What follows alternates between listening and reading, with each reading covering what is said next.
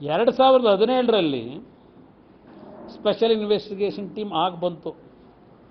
ಅಷ್ಟರೊಳಗೆ ಅವತ್ತು ಸಹ ಈ ಸರ್ಕಾರದ ಸಿದ್ದರಾಮಯ್ಯ ಕಾಲದ ಸರ್ಕಾರ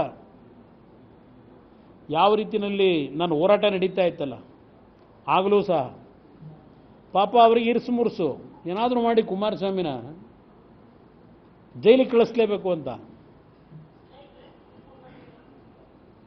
ನನ್ನ ಮೇಲೆ ಏನು SIT ರಚನೆ ಮಾಡಿ ತನಿಖೆಗೆ ಆದೇಶ ಮಾಡೋಕ್ಕೆ ತಗೊಂಡ್ರು.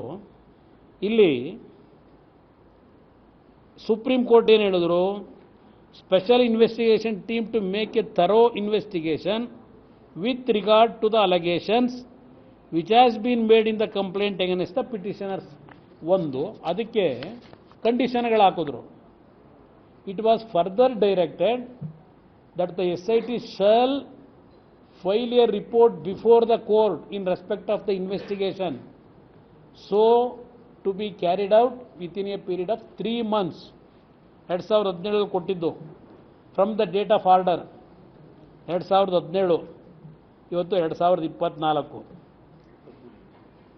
It was made clear that no other court shall pass any other orders with regard to these matters till the matter are finally decided by the Honorable Supreme Court. It was directed that the interim order dated 16/11/2016 passed about SM Krishna shall continue ಅಂದರು. ಅವ್ರಿಗೆ stay continue ಮಾಡ್ಕೊಂಡ್ರು. ಇದು ತನಿಖೆ ಅಂತ ಆಯಿತು.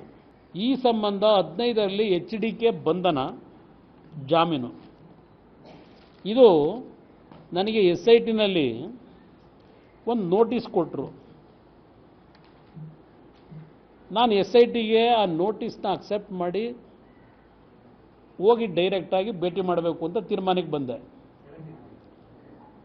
2017ನಲ್ಲೇ. ಆಗ ನಮ್ಮ advocate ಹೇಳಿದ್ರು, ನೋಡಿ ಹುಡುಗಾಟ ಆಡಬೇಡಿ. ನಾನು ಹೇಳಿದೆ ಬಂಧಿಸ್ತಾರ ಬಂದು, ಯಾಕೆಂದರೆ ಮೀಟಿಂಗ್ ನಡೆದಿತ್ತಾಗ ಇದೇ ಥರನೇ ಇವತ್ತೇ ನಡೀತಾ ಇದೆ ಕಳೆದೊಂದು ವಾರದಿಂದ. ಇಷ್ಟಕ್ಕೆಲ್ಲ ಕುಮಾರಸ್ವಾಮಿ ಕಾರಣ ಮುಗಿಸೋದಂಗೆ ಅಂತ ಹೇಳಿ ಅವತ್ತು ಸಹ ಅಲ್ಲೊಬ್ಬ ಎಕ್ಸ್ಪರ್ಟ್ ಇಟ್ಕೊಂಡಿದ್ರಲ್ಲ, ಆಗ ಒಬ್ಬ ಪೊಲೀಸ್ ಅಧಿಕಾರಿ ಇಟ್ಕೊಂಡಿದ್ರು ಎಕ್ಸ್ಪರ್ಟ್ನ, ಈಗ ಕಾನೂನನ್ನ ಎಕ್ಸ್ಪರ್ಟ್ ಇಟ್ಕೊಂಡವ್ರೀಗ ಒಬ್ಬರನ್ನ. ಅವತ್ತು ಆ ಒಂದು ಅಧಿಕಾರಿಯ ಮುಖಾಂತರ ಒಂದು ದಿನವಾದರೂ ಕುಮಾರಸ್ವಾಮಿನ ಜೈಲಿಗೆ ಕಳಿಸಬೇಕು ಅಂತ ಪಾಪ ಶ್ರಮ ಹಾಕಿದರು.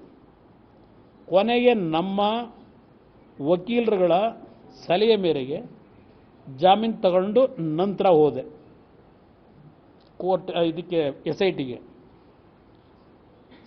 ನಾನು ಜಾಮೀನು ತಗೊಂಡು ಹೋದಾಗ ಹೇಳ್ತಾರಲ್ಲ ಅಧಿಕಾರಿಗಳು, ಸರ್ ಇದಕ್ಕೆ ಯಾಕೆ ನೀವು ಜಾಮೀನು ತಗೊಳಕ್ಕೆ ಹೋದ್ರಿ, ನಾವು ನಿಮ್ಮ ಹತ್ರ ಒಂದು ಸ್ಟೇಟ್ಮೆಂಟ್ ತಗೊಳ್ಳೋದಕ್ಕೆ ಬರಲಿಕ್ಕೆ ಹೇಳಿದ್ದು ಅಷ್ಟೇ ಸರ್, ಇದಕ್ಕೆಲ್ಲ ಜಾಮೀನು ಬೇಕಾಗಿರಲಿಲ್ಲ ನಿಮಗೆ ಅಂತ ನನಗೆ ಹೇಳಿದ್ರು. ಆದರೆ ನನ್ನ ಹೇಳಿಕೆ ತಗೊಂಡ್ರಲ್ಲ, ಅವ್ರು ಫೈಲ್ ಬಿಲ್ಡಪ್ ಮಾಡಿದ್ರಲ್ಲ, ಅವರು ಎಲ್ಲಿ ಫೈಲಲ್ಲಿ ಏನು ಹೇಳ್ತಾರೆ, ಡ್ಯೂರಿಂಗ್ ದ ಟೈಮ್ ಆಫ್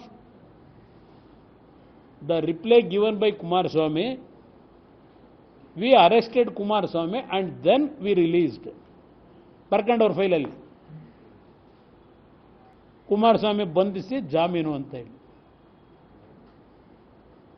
ಇದು ನಡೆದಂಥ ಘಟನೆ.